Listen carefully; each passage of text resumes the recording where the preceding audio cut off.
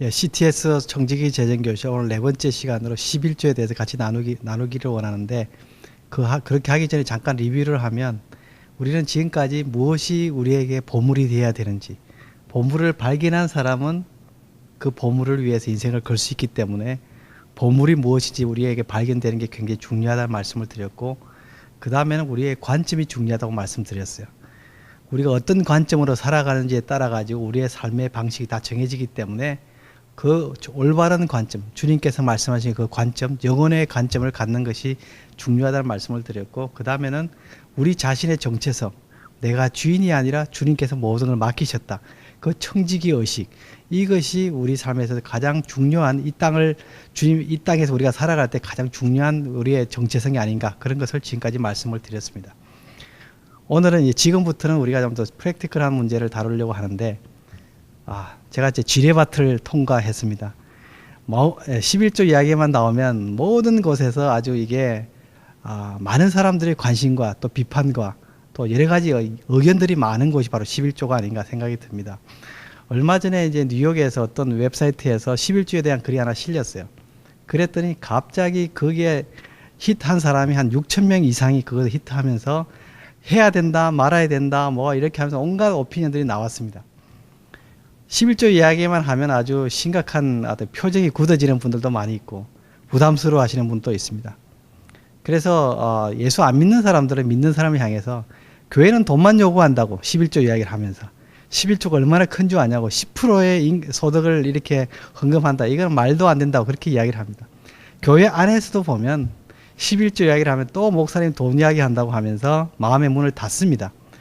도대체 주님께서 왜 11조 이야기를 하셨는지 이렇게 이슈가 되게 하셨는지 그것을 우리가 한번 말씀 속에서 한번 찾아보면서 정말 왜 11조라는 것을 주님께서 말씀을 통해서 하셨는지 그 이유를 살펴봤으면 좋겠습니다.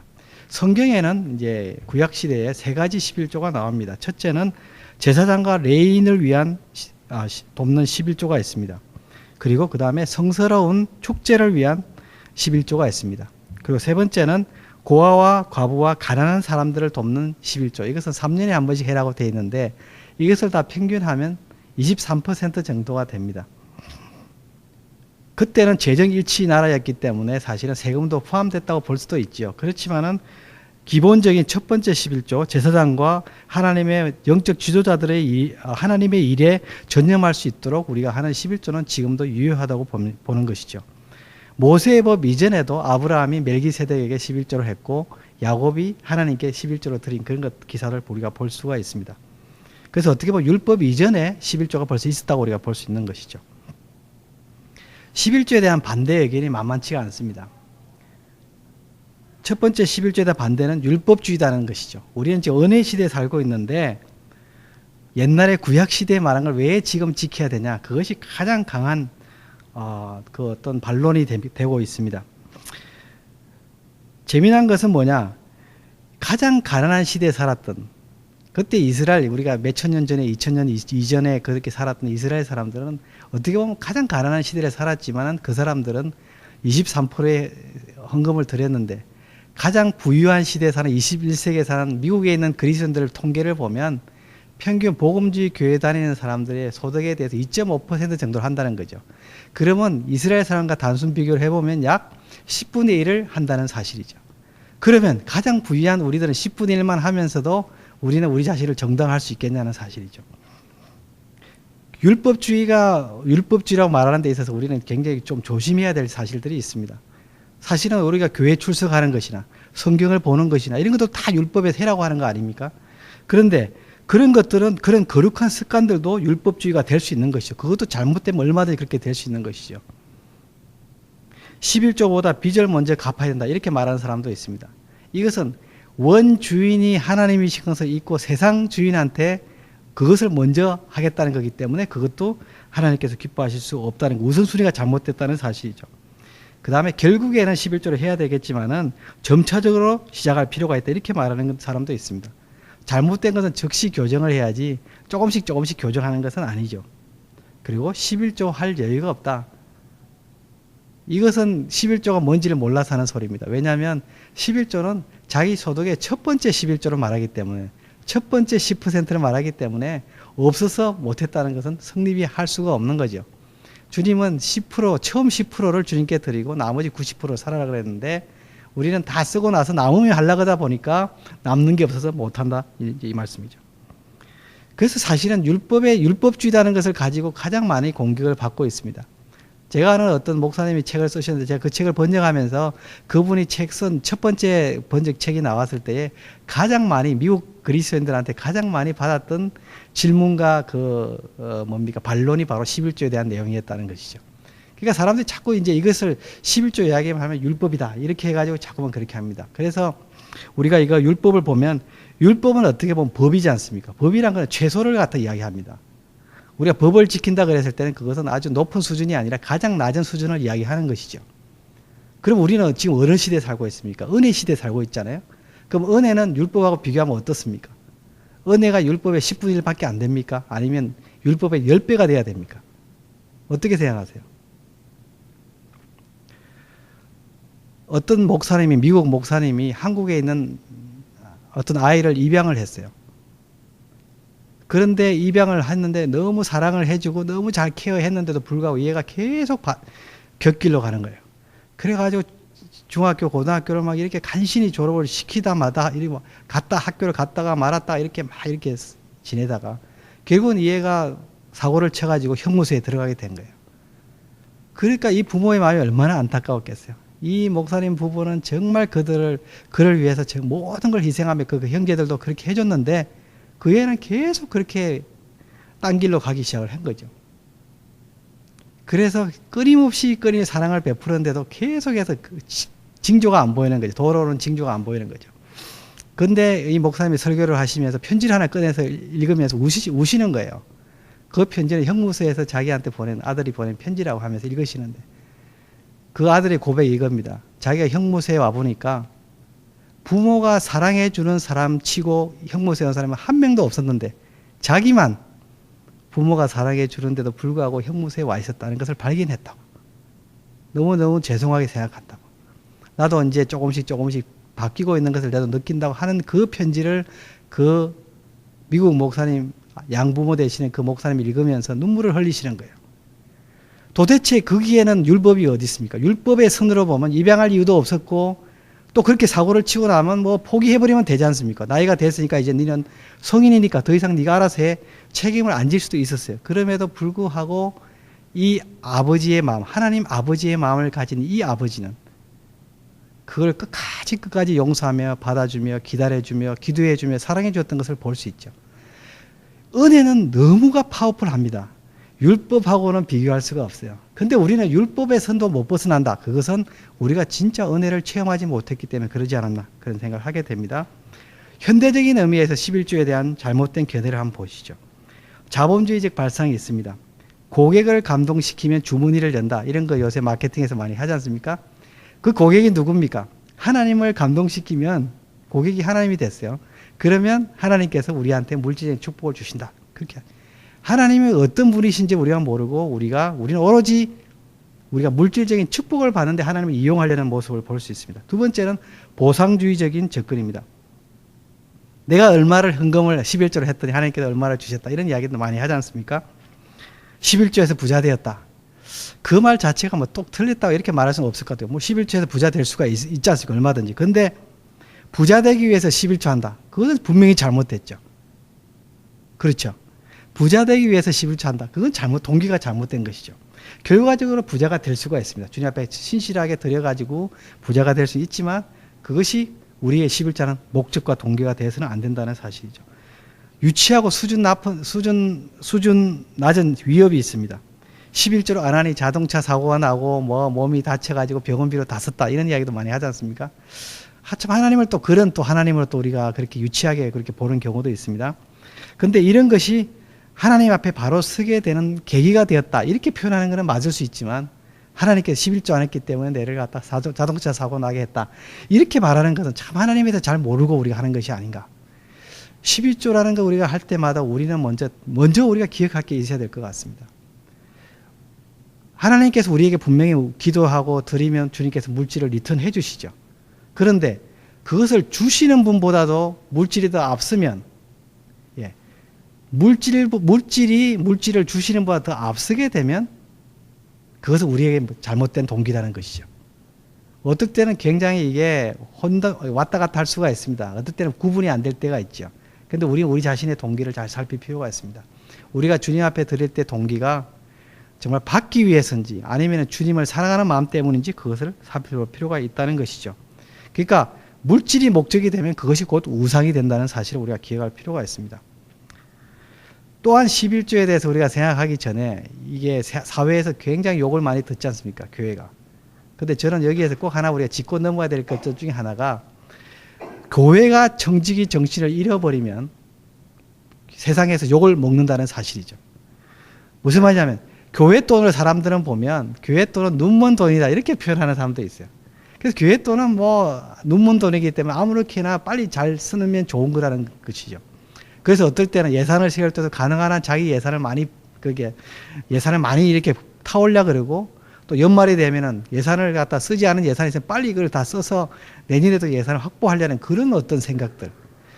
그 돈을 쓸 때마다 이게 정말 하나님 앞에서 주님께서 맡기신 거기 때문에 우리가 이걸 어떻게 써야 될 것인가 이런 관점보다는 눈먼 돈이기 때문에 이것은 내가 빨리 쓰고 내가 쓰고 싶은 대로 내 기분에 맞춰서 쓰고 싶어하는 그런 게 더 우선이 될 때도 많이 있다는 사실이죠.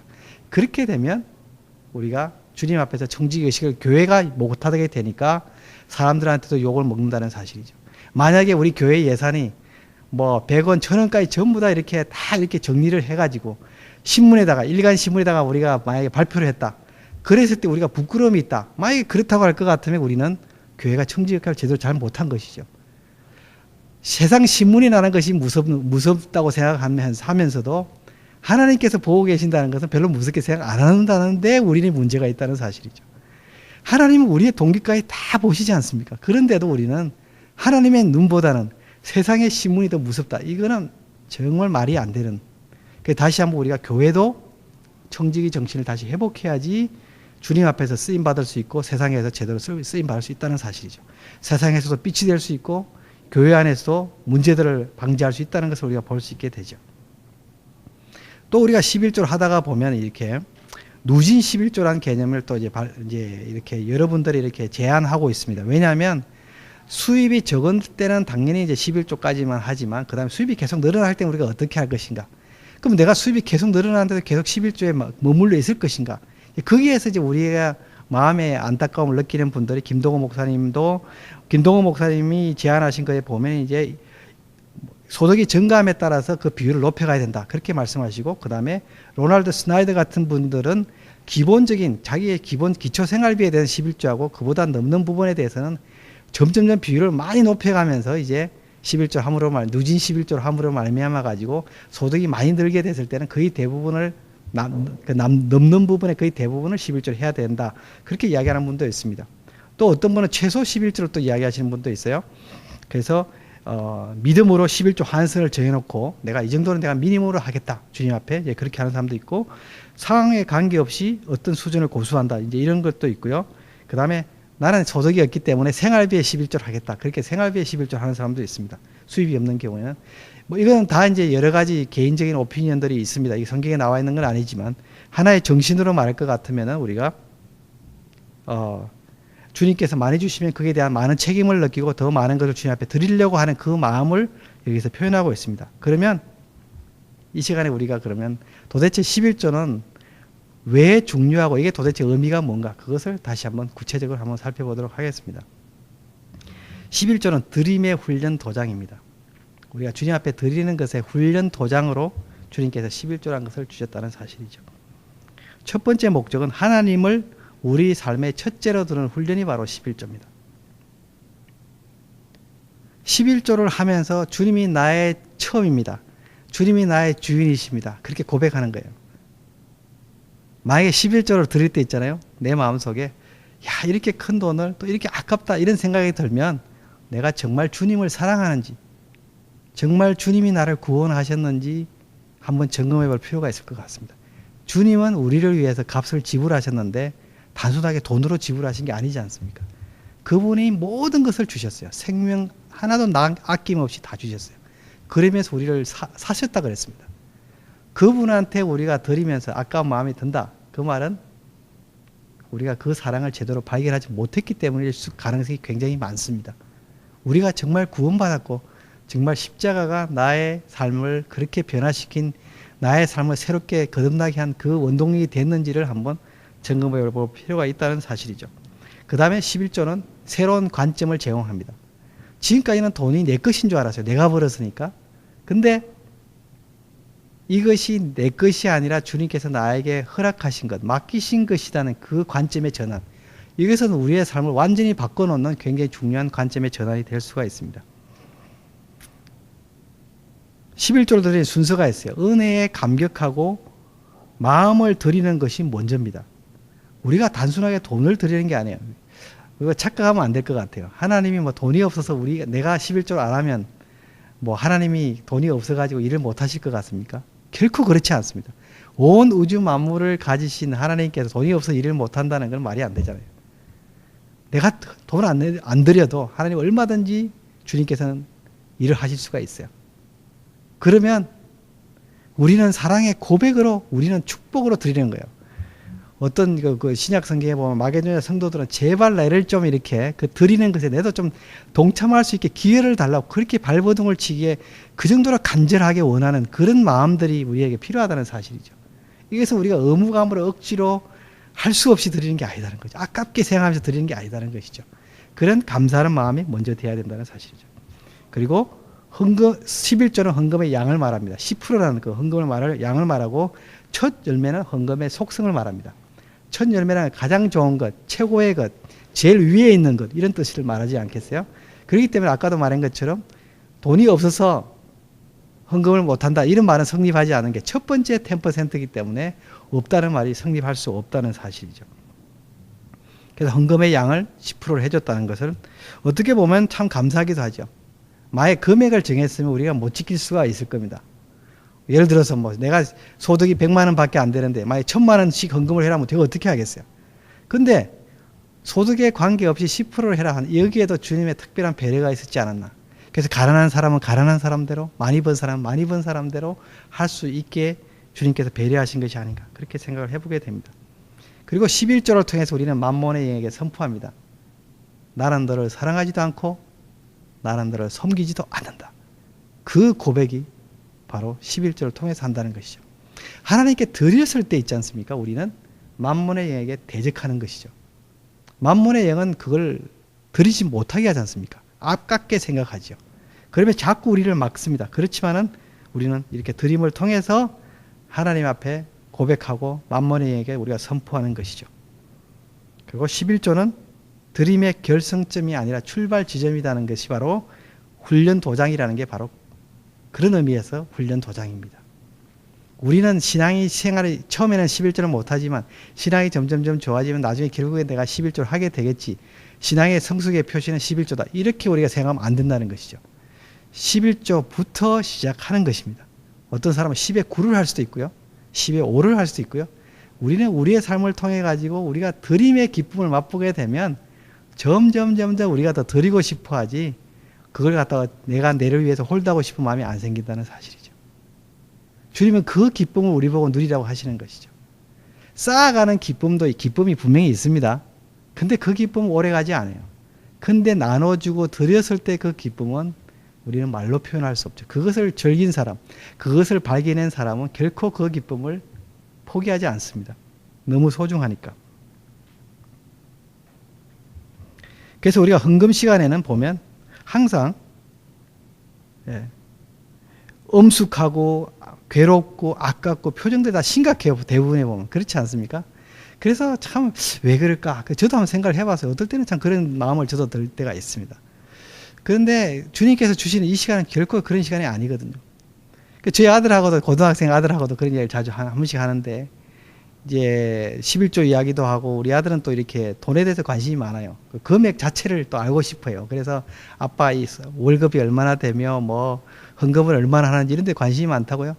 그래서 어떨 때는 11조 하는 걸 이제 쭉 본단 말이죠. 그러면 뭐 11조 한다 이렇게만 하고 끝나면 좋은데, 이 친구는 꼭 금액이 얼마야, 아빠? 그럼 꼭 물어본단 말이에요. 그러면 처음에는 막 안 가르쳐 줬어요. 그러다가, 아, 이것도 훈련이구나. 그래가지고 가르쳐 주기 시작했어요. 그래서 얼마다 이렇게 하는데, 그러면 이제 자기가 생각했던 것도 많거든요. 아, 그러니까 이제 그다음부터 컴플레인 하기 시작하는 거죠. 아빠는 이 정도 헌금하면서 뭐 내한테는 뭐 이렇게 게임 사주려 그러면 왜 그렇게 이거 뭐 돈이 없어 못 사는데 이게 말이 되냐고. 그렇게 하면서 이제 이야기를 해요. 그러니까, 아니, 하나님께서 그러면 이렇게 많이 주시면 우리가 이 정도 수준으로 살아야 되지 않나. 그런 이야기도 한단 말이죠. 근데 저는 이제 이런 이야기를 하죠. 하나님 앞에서 우리가 다 결산을 해야 되는데 10의 1조만 결산하는 게 아니다. 10의 10에 대해서 결산을 해야 된다. 하나님 앞에 가면 네가 11조 잘했냐 못했냐 이것도 이슈가 될 수 있겠지만 하나님은 10의 10을 가지고 네가 이걸 가지고 뭐 했냐 이렇게 결산을 하실 거기 때문에 아빠는 10의 1만 신경 쓰는 게 아니라 10의 10에 대해서 이렇게 하나님 앞에서 생각하고 기도하면서 우리가 헌금 생활을 한다 이렇게 이야기를 해요. 그럼 아들은 뭐라 하는지 압니까? 아, 자기가 나중에 돈을 벌면 10의 1조는 하겠다는 거예요. 나는 그 믿음도 굉장히 크다 생각해요. 근데 10의 9는 자기가 열심히 벌었으니까 자기가 마음대로 쓰겠다는 거죠. 그래서 제가 거기에 대해서는 오케이. 너는 너의 신앙이 있고 아빠는 아빠의 신앙이 있고 또 너는 너 개인적으로 하나님 앞에 가서 결산을 해야 되고 아빠는 아빠가 결산을 해야 될 건데 아빠는 이렇게 사는 것이 올바르다고 생각하기 때문에 그렇게 생활한다. 너도 주님 앞에서 잘 생각해보라. 그렇게 하면 뭐 자기는 그렇게 안 살겠다고 이야기는 하지만 하여튼 이야기는 한다 이거죠. 그렇게 하면서 우리가 점점 우리의 모습, 나의 위치 그리고 나의 어떤 이 헌금 생활을 통해 가지고 우리 자녀들에게나 또 우리 주위에 있는 사람들에게 뭔가 우리가 좋은 모범이 되는 것이 참 중요하지 않나 그런 생각을 하게 되죠.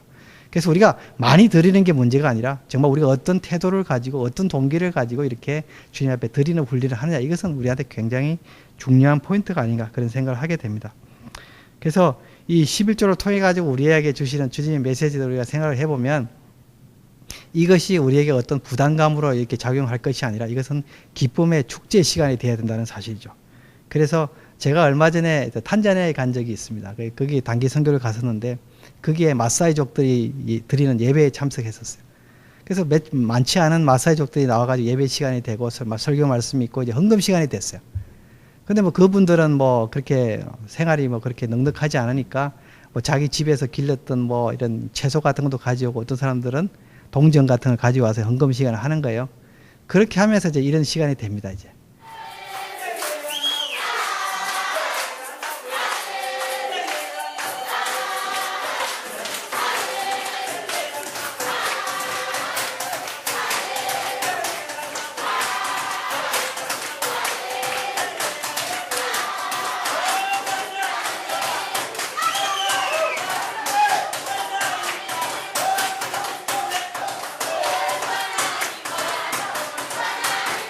예, 제가 이제 이렇게 재정 세미나를 하다가 보면 이제 여러분들한테서부터 이제 이렇게 질문을 받습니다. 그러니까 그 그로스에서 해야 되냐, 네트에서 해야 되냐, 11조 계산할 때, 그러니까 세금을 떼기 전에 해야 되냐, 아니면 세금을 떼고 나서 해야 되냐, 아니면 또 일반 수입에 대해서는 해야 되지만 또 다르게 보너스로 나온 것은 또 꼭 해야 될 필요가 있냐, 뭐 그리고 11조를 가지고 뭐 다르게 성경금을 해도 되는지, 하여튼 이런 이야기들, 여러 가지 이야기들, 질문들이 많습니다.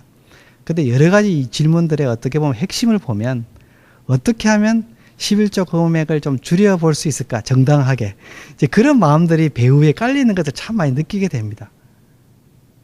우리가 주님 앞에서 보면 어떻게 하면 좀 적게 낼 수 있을까 그 계산을 우리는 참 제가 어떤 글에는 그런 글도 쓴 적이 있는데 한국 사람들은 너무 산수하는 그 DNA가 우리가 몸에 있는 것 같다고 그래가지고 이제 이민을 오래 온 사람도 그렇지만 이민을 온 지 얼마 안 되는 사람도 그렇고 애들이 보면 학교에서 산수만큼은 다른 학생들이 따라올 수 없을 정도로 뛰어나게 계산을 잘합니다. 어디 가서든지 보면 일반적으로 그렇죠. 그래서 저는 한국 사람들의 어떤 피 속에는 그 DNA 속에는 아마 산수를 잘하는 DNA가 있지 않나 그런 생각을 하게 돼요. 그래서 그런지 요즘도 아주 우리나라는 정말 모든 면에서 부족한 게 많지만은 지금 전 세계에서 뛰어난 그런 일들을 많이 이루고 있지 않습니까?